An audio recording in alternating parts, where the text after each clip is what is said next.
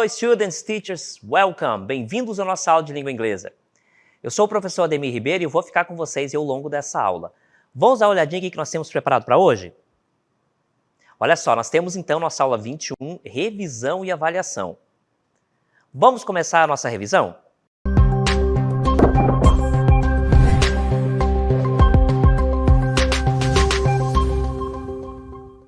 Vamos iniciar então nossa aula falando de como o inglês contribui aí para o acesso à informação midiática.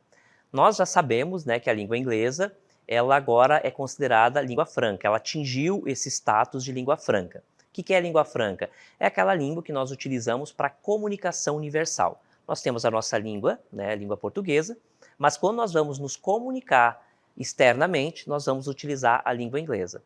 Daí, né, o porquê a gente estuda a língua inglesa e não, por exemplo, a língua espanhola, que nós temos vários países que fazem fronteira com o nosso país, né? Então essa é uma explicação bem objetiva do porquê a gente estuda a língua inglesa. Todos os países do mundo, ou a grande maioria dos países do mundo, se comunicam através da língua inglesa, tá? Então todos os países têm a sua língua franca, né? Normalmente é a língua inglesa. Inclusive chineses, por exemplo, né? Eles aprendem uma variedade de línguas, mas eles acabam utilizando aí para comunicação universal a língua inglesa, tá? É aquela situação onde você vai para qualquer lugar do mundo, é a forma de comunicação. E essa comunicação, ela também está presente nas redes sociais, nas mídias de modo geral, tá? Então, tudo que nós formos acessar exterior a isso, nós vamos utilizar a língua inglesa. Muito por causa do fato, né, das questões aí relacionadas à informática, né, o desenvolvimento das redes sociais terem origem, né, em países como os Estados Unidos. Então, muitas dessas palavras que nós importamos de lá, elas são da língua inglesa, né? Então, eles comandam, de certa forma, essa área. Então, tudo que a gente for pesquisar no exterior, informações, nós vamos utilizar a língua inglesa, tá? Como que nós vamos utilizar, então? Como que a língua inglesa contribui para isso? Primeira informação que nós temos, né, aqui é leitura de fontes internacionais. Então, ao dominar a leitura em inglês, os estudantes podem acessar jornais, revistas, sites de notícias de outros países, ampliando sua visão de mundo. Isso aqui, a gente dá essa ideia de proximidade, né, com outras regiões do planeta. Veja bem, se um país, por exemplo, o Egito, né, eles fazem uma descoberta na área da saúde, eles vão publicar essa descoberta, né, nas melhores revistas relacionadas ao assunto, né, do tema, e aí essa publicação vai ser em língua inglesa. Isso permite que um estudante aqui do Brasil, que domina a língua inglesa, acesse essa informação e esse conhecimento, tá? Ele não precisaria, então, aprender primeiro, né, o idioma local, de onde foi produzido, para compreender, para entender o que está escrito ali. Então, repare que essa língua, nesse contexto, a língua inglesa é muito importante, porque ela aproxima, tudo é possível, né, e tudo está muito mais conectado. Um outro aspecto também relacionado aí a como a língua inglesa contribui para o acesso à informação é esse aqui, olha só. Leituras de fontes internacionais, né, que nós já vimos, e agora a compreensão, né, de textos complexos, que nós vamos ver aqui, olha só. Vou mostrar para vocês na sequência. Compreensão de textos complexos. O que são textos complexos? Né, o contato com textos expositivos em inglês ajuda a entender assuntos globais, como mudanças climáticas, políticas internacionais, avanços científicos, entre outros. Pense que, já que o aquecimento global e as mudanças climáticas é um tema relevante, né, globalmente, acontecem problemas relacionados a esse tema em diversas regiões do planeta e de formas diferentes. Imagina que um aspecto, né, relacionado às mudanças climáticas lá da China, eles publicam isso, né, através da língua inglesa e nós conseguimos acessar esse tipo de informação. Então, nós conseguimos contribuir, fazer uma contribuição acerca de determinados temas de forma conjunta, tá certo? Então, nós conseguimos monitorar todos os problemas ao redor do mundo através da língua inglesa. Por exemplo, né, como nós temos aqui, mudanças climáticas, nós podemos, uma pesquisa rápida, conhecer como é que está, quais são os problemas, quais são as mudanças já efetivadas, né, no planeta, causado pelas mudanças climáticas, né? Então nós conseguimos traçar aí um paralelo e ver como que isso está acontecendo ao redor do mundo. Tudo isso através da língua inglesa. Se não tivesse a língua inglesa para esse ponto, né, seria muito mais difícil. Imagina que um estudo publicado em francês, né, nós teríamos que primeiro aprender o francês para compreender o que foi publicado lá, né? Então isso aconteceria com todas as línguas. Quantas línguas nós temos ao redor do planeta, né? Então todo mundo publicando em um idioma, que nesse caso é a língua inglesa, então a gente consegue acessar de uma forma muito mais ampla e mais fácil do que aprender todos os idiomas do planeta para ter acesso a essas informações ao redor do globo, tá bom? Vamos lá, um outro aspecto também, né, relacionado à língua inglesa e como ela contribui, é o seguinte: interpretação crítica. Ao interpretar os textos, o estudante pode identificar quais informações são relevantes e verídicas, desenvolvendo um pensamento mais crítico. Isso aqui está relacionado, então, ao aspecto das mídias, né, esse ponto, né, que é muito importante, é muito comum nas nossas vidas, né? Então, através do conhecimento, do saber se comunicar em língua inglesa, a gente consegue identificar se aquele produto que nós estamos consumindo, quando eu digo produtos, é textos, é informação, ele é baseado em fatos ou em opiniões, isso é real, isso não é real, né? Porque também tem muita gente se aproveitando, né, desse ambiente para passar informações que não são verdadeiras, então a gente precisa fazer essa seleção. Por exemplo, se você vê uma notícia, aconteceu tal tipo de fenômeno nos Estados Unidos, por exemplo. Isso está em português. Mas quando você vai pesquisar, por exemplo, você consegue identificar se isso de fato aconteceu, porque essa informação, muito provavelmente, foi publicado lá no local, né? Então, através da língua inglesa, você consegue identificar se esse é um fato real ou não. Em resumo, a língua inglesa é extremamente importante para a comunicação mundial, tá certo? Agora vou mostrar para vocês alguns exemplos, né, de estratégias de leitura crítica, né? Como é que nós vamos fazer uma leitura crítica desses textos publicados nas mídias, tá? E como a língua inglesa ela vai auxiliar nisso. Olha só. Exemplos de estratégia de leitura crítica. Então nós temos, aqui estão algumas estratégias que podem ajudar a leitura crítica dos textos midiáticos. Textos midiáticos, então, é tudo aquilo que nós temos contato nas redes sociais, todo tipo de texto. Primeiro, olha só, primeira leitura crítica, primeiro ponto aqui nós devemos levar em consideração, verificar a fonte. Sempre confira se a fonte da informação é confiável. Sites de grandes jornais ou revistas são mais confiáveis que blogs ou redes sociais desconhecidas. Então, assim, se vocês forem seguir alguém, pode seguir, obviamente, todo mundo, que esse é um terreno livre para isso, mas preze sempre por aquelas páginas de grandes jornais, de revistas renomadas, porque lá serão publicadas informações com uma possibilidade muito maior de serem verdadeiras do que esses sites, essas páginas mais locais, tá? Então, na dúvida, pesquisa sempre por páginas de jornais famosos que muito provavelmente ali eles vão trazer, claro, com o viés deles ali, mas vão trazer a informação verdadeira, né, acerca de determinado assunto, ok? Outro ponto, nosso segundo ponto, além de verificar a fonte, é analisar a estrutura do texto. Observe como o autor apresenta os fatos. Ele fornece evidências claras para apoiar as suas alegações ou apenas usa a linguagem emocional para manipular o leitor? Aqui é muito importante, tá? Quem é o autor, né? De que forma ele vai mobilizar ali, né, as informações para te chamar a atenção, tá? Isso pode ser um indicativo de que esse texto não é real, então ele só quer chamar a atenção ou apelar emocionalmente e dessa forma manipular o leitor. Tá bom? Então, analisar a estrutura do texto, como que ele é apresentado. Ele é muito chamativo, né? Ele tem um título ali que chama muita atenção. Cuidado, é uma grande chance de ser um texto falso ou trazer ali uma informação falsa. Na sequência, no terceiro, fazer perguntas críticas. Perguntas do tipo, quem escreveu isso? Esse autor, essa pessoa que escreveu, ela é confiável? Qual é o histórico dela? Ela é uma pessoa renomada, que conhece do assunto, né? Qual é o objetivo do autor? O que ele pretende fazer com isso?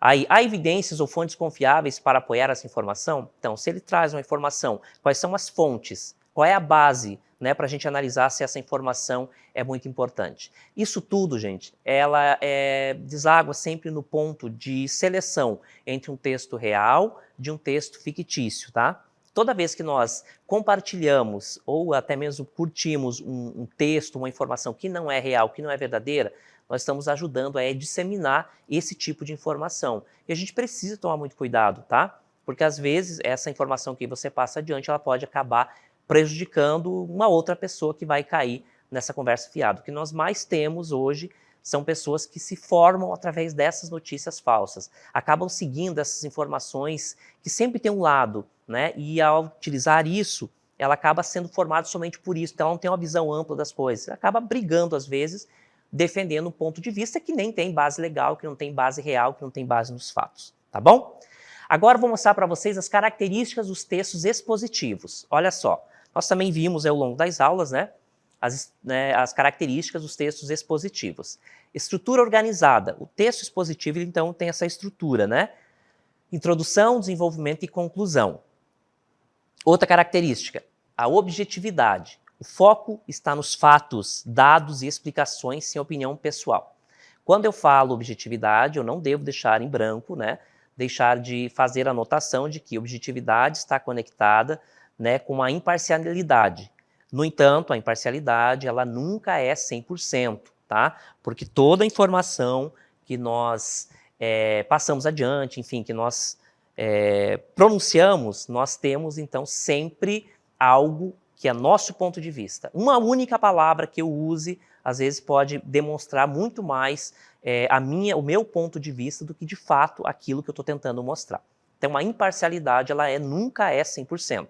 Não existe um texto absolutamente imparcial, porque todas as vezes que alguém pronuncia, escreve, ele sempre vai deixar de alguma forma a sua marca. E essa marca é muitas vezes, né, na maioria das vezes, ela é pautada pela lente da pessoa que escreveu, é como ela vê aquele objeto, aquele problema. Daí a necessidade da gente buscar fontes confiáveis. Porque se é um especialista que fala sobre determinado assunto, ainda que ele coloque essa informação de forma imparcial, porque a parcialidade, né, aliás, a imparcialidade ela é impossível em sua totalidade, né? Então, ainda que essa informação seja parcial, ela vai trazer pelo menos uma informação verdadeira, um olhar, né, de quem conhece esse assunto, esse tema, tá certo? Então, a subjetividade está conectada com a imparcialidade, mas nunca são, essas duas, né, que eu posso utilizar como sinônimos, são 100%, tá? Sempre tem algo ali que é de quem pronuncia, de quem fala, não tem como desvincular isso do falante ou da pessoa que está passando essa informação, ok? Outro aspecto que nós temos também é linguagem clara e direta. Termos técnicos podem ser explicados ou definidos no texto. Então, a linguagem tem que ser clara e direta. Isso é uma característica dos textos expositivos. Quarto, o uso de conectores para organizar as ideias e relacionar as informações. Exemplo, né, e.g., exemplo gratia, firstly, secondly, furthermore, in conclusion. Então, são alguns dos exemplos desses conectores, dessas palavras que conectam ideias dentro de um texto, tá bom? Então, um texto bem definido, ele vai conectar as ideias. E essa conexão é feita através das conjunções ou outros conectores, como nós temos as preposições ou até mesmo advérbios, tá bom? Vou mostrar para vocês agora um exemplo de como essas conjunções, esses conectores atuam na prática. Olha só. Então, nós temos essa frase aqui, ó, I watch animes, né? Animes, é uma palavra que nós importamos aqui. Então, é uma frase, aliás, é uma oração, ponto. Aí a outra, I watch series. Então, são duas informações aqui. Eu assisto animes e I watch series, eu assisto séries. São duas informações distintas. Se eu for unir essas duas, o que é pedido, eu vou utilizar essa conjunção que eu vou mostrar para você na sequência. Olha só. Então, o uso de uma conjunção, nesse caso aqui é uma conjunção aditiva, and, vai conectar essas duas orações outrora separadas, formando, então, um período composto, mas com uma ideia conectada à outra, como deve ser. I watch animes and TV series. Eu assisto animes e séries de TV. Então, essas duas informações conectadas por meio de uma conjunção. Mais um exemplo que nós temos também, né, que nós podemos utilizar, e nós vamos ver como que se dá a união dessas duas frases, né, dessas duas orações. Teacher, o que é uma oração? Oração é uma frase que tem verbo. I can't go out. Eu não posso sair. Go out é uma expressão que eu utilizo para sair fora, né? Sair fora de casa, tá? Do ambiente interno para o externo. I can't go out. Aí, na sequência, nós temos o uso da conjunção para conectar essas duas orações que eu vou mostrar na sequência. Because it's raining. I can't go out. Eu não posso sair porque está chovendo. O because é a conjunção explicativa, porque ela vai dar uma explicação do porquê eu não vou sair. Que eu não posso sair. I can't go out because it's raining. Eu não vou sair, eu não posso sair porque está chovendo. Ok? Então, o uso dessas conjunções. O que é uma conjunção? Vou mostrar para vocês agora, na sequência. Conjunções são palavras que usamos para ligar palavras, frases ou cláusulas. Quando digo cláusulas, eu estou me referindo a orações, a períodos, tá bom? Elas ajudam a tornar nossas frases mais coesas e nossas ideias mais claras, ok? Então essa é a função das conjunções. As conjunções, então, são também linking words, palavras que conectam, né? São aquelas palavras conectivas. Não é a única classe gramatical que atua dessa forma, tá? Tem outras, mas talvez a mais importante é que de fato seja conectiva, sejam as conjunções, e eu vou mostrar para vocês agora a classificação delas. Conjunções aditivas, olha só, conjunções de adição. São aquelas conjunções que em determinado contexto eu utilizo para adicionar ideias. Então eu tenho aqui and, significa e, moreover, além disso, furthermore, além disso também, also, também, in addition, além disso. Repare que todas elas, gente, têm praticamente a mesma tradução, porque elas têm uma classificação única, tá? E dentro desse contexto onde elas estão inseridas, elas vão passar uma ideia de adição de informação a uma que já existe, tá certo? Então, são frases que querem dizer basicamente a mesma coisa, ou frases que tratam do mesmo tema. Então, eu vou utilizar essas conjunções para adicionar ideias, tá bom? E a classificação das conjunções depende da sua função, se ela vai adicionar, se ela vai passar uma ideia de contraste, de explicação. Então, a classificação dela depende da função que ela vai desempenhar. Conjunções de adição agora na prática, olha só. Conjunções de adição. She sings and dances. Utilizei a conjunção and, tá? Que significa e. Ela canta e ela dança, tá? Ela canta e dança. Repare que o and vai conectar a frase she sings, ela canta, a outra oração, she dances. Eu junto as duas colocando o and. Mais exemplos, que dão sempre do mesmo tema. She sings, moreover, she dances. É a mesma tradução, a mesma ideia de adição de ideias. Outra. She sings, furthermore, she dances. Ela canta e também ela dança. Também o mesmo exemplo, segue o mesmo padrão. Mais um exemplo, agora com also. She sings, also, she dances. Ela canta, também ela dança. Então ali repare que a depender da conjunção, eu vou fazer o jogo entre as vírgulas. Outro exemplo, in addition. She sings, in addition, she dances. Ela canta, além disso, além do mais, em adição, ela dança. Todas essas traduções aqui podem ser feitas como ela canta e dança, porque a ideia é sempre a mesma de adição de ideias, ok? Conjunção adversativa agora.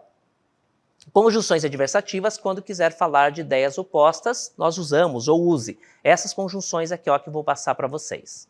O but significa mas, however, entretanto, although, embora, apesar de, though, embora, também apesar de, even though, mesmo que, embora, nevertheless, não obstante, mesmo assim, and yet, que significa mesmo assim, tá? Ou contudo. Todas essas conjunções são adversativas, porque elas vão passar uma ideia de contraste em relação à outra que está posta, ok? Vamos olhar agora as conclusivas. Tem essa definição, porque elas vão concluir, vai dar um fechamento. Use para concluir frases as conjunções so, que significa então, por isso, therefore, portanto, hence, daí, por isso, aí na sequência, thus, portanto, consequently, consequentemente, em consequência. Então, todas essas conjunções aqui vão adicionar ideias conclusivas, tá? Por isso, essa classificação. Vamos dar uma olhadinha nas explicativas. Conjunções explicativas, nós temos o seguinte. Because significa porque. As explicativas eu vou utilizar quando eu for introduzir uma explicação do que foi dito, do que está anteriormente, tá? Está posto anteriormente. Because, porque. For, também porque. Essas duas dizem a mesma coisa, no entanto, for, ele é muito formal, tá? Ele é muito pouco usado na fala, por exemplo. Nós ficamos mesmo com o because. Aí, because of, significa devido a, por causa de, também uma conjunção explicativa. E temos também since, significa desde que, já que. As, significa como, também conjunção explicativa. E due to, devido a. Então, todas essas conjunções aqui, gente, elas são conjunções explicativas, tá certo? Todas elas conjunções explicativas, tá? Então, gente, só para a gente finalizar, as conjunções, elas são palavras conectivas que conectam ideias, frases dentro de um determinado contexto, tá certo? Isso ajuda a não tornar meu texto repetitivo, usar redundantemente palavras, tá? Então, ele mantém a coesão no texto e dá uma qualidade maior ao meu texto. Essa conjunção, ela vai ter uma classificação a depender daquilo que ela vai acrescentar. Se for acrescentar uma ideia, dar uma ideia de adição de ideias, ela é uma conjunção aditiva. Se ela vai contrapor algo que já está posto, é uma conjunção adversativa. Vai explicar? É explicativa. Vai fazer uma conclusão? É uma conjunção conclusiva. E assim por diante, tá bom? Então a classificação delas depende do que elas vão proporcionar dentro daquele contexto onde elas estão inseridas. Tá certo, gente? Assim, né, eu espero ter ficado bastante claro aí, especialmente sobre as conjunções. A gente vai finalizando a nossa aula de hoje.